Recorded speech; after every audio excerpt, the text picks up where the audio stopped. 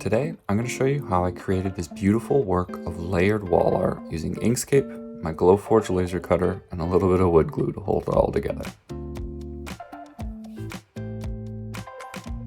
Every project will grow out of an idea, and I was inspired recently by CGP Grey, and he did a video about how the lowly little hexagon is the best-agon, and I agree. So this is an art piece set out to commemorate the wonderful hexagon. So let's get started.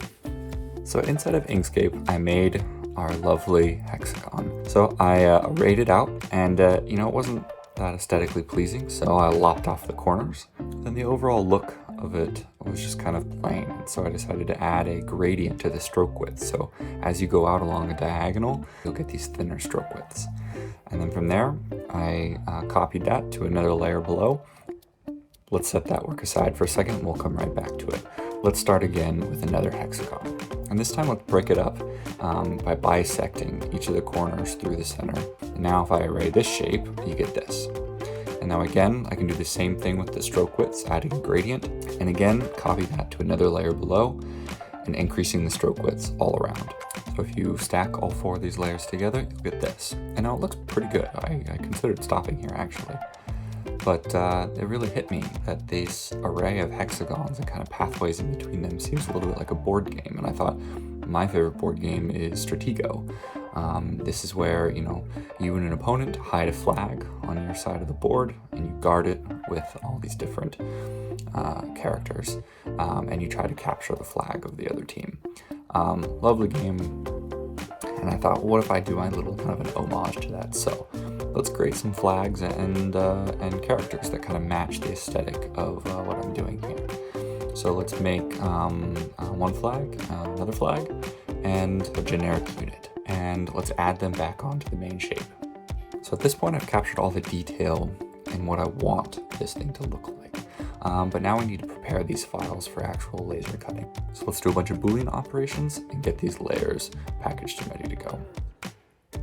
All right, let's send these files to the Glowforge and start cutting.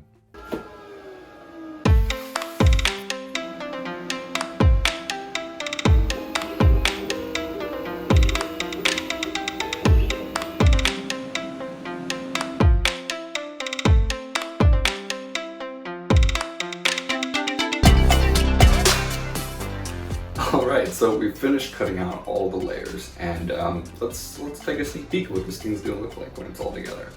I haven't finished or done anything to them yet, but let's take a look.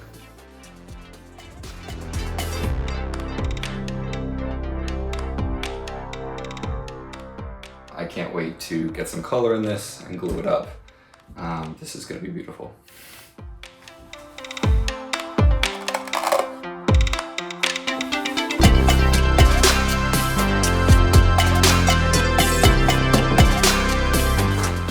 So I've got this Keda liquid alcohol dye kit, and it's used for changing the color of any wood projects that you're working on. It's got a bunch of different bottles of different colors that you can mix and match with.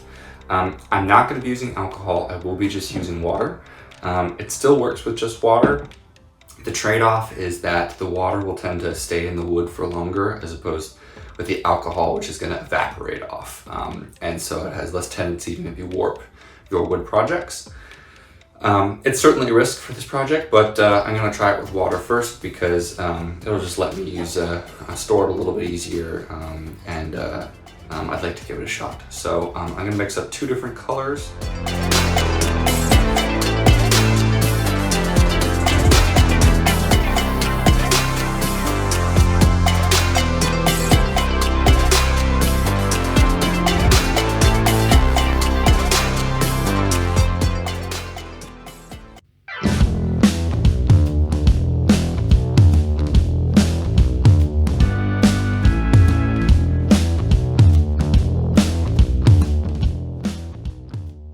Take a look at these. These came out fantastically.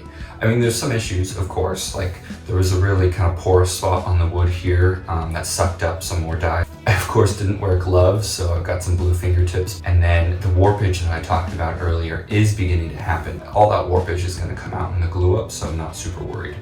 So this is everything I need to make the clamps to be able to sandwich all 4 layers of this artwork together while the glue is drying. I'm going to do this in a couple of stages, but we need to make the clamps first. So I bought the sheet of melamine and I'm going to cut it straight down the length here, and those 2 halves will be able to sandwich the layers of art here. So I've got my Japanese pole saw. I would use a table saw for this, but I make things in my apartment, so I don't quite have that tool. So I'm going to be using this pole saw.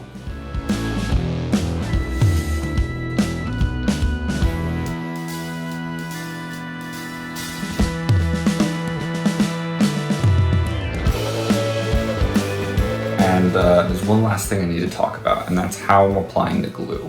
So I've got a little squeeze bottle here. I'll put a link in the description for where you can buy some of these bottles, but essentially at the tip of it is a syringe. And so I can very delicately squeeze out just a small thin bead of wood glue. And because I have some really narrow members that need just a small amount of glue, because too much will mean it'll squeeze out, this will help me be very intentional about the application of the glue. Yeah, we're gonna go from there. I don't know yet whether or not I'm gonna be able to do all the layers at once. I'll probably do 2 layers first, let that set, and then do another layer on top of it.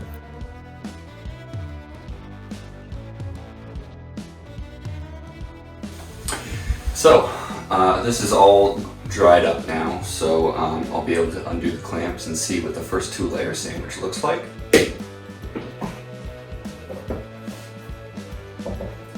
All right, that is awesome. Now, I was a little concerned about the joint. With 4 layers, it's going to be totally solid, but actually, even with 2, I feel pretty good about this connection. That.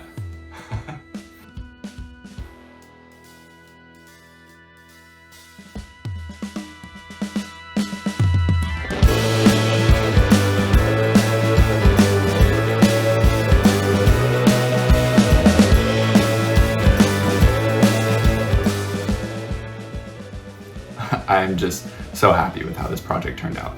If you enjoyed seeing how I made this project, please consider subscribing to see more projects. It helps me make even better stuff in the future. And go make some cool stuff.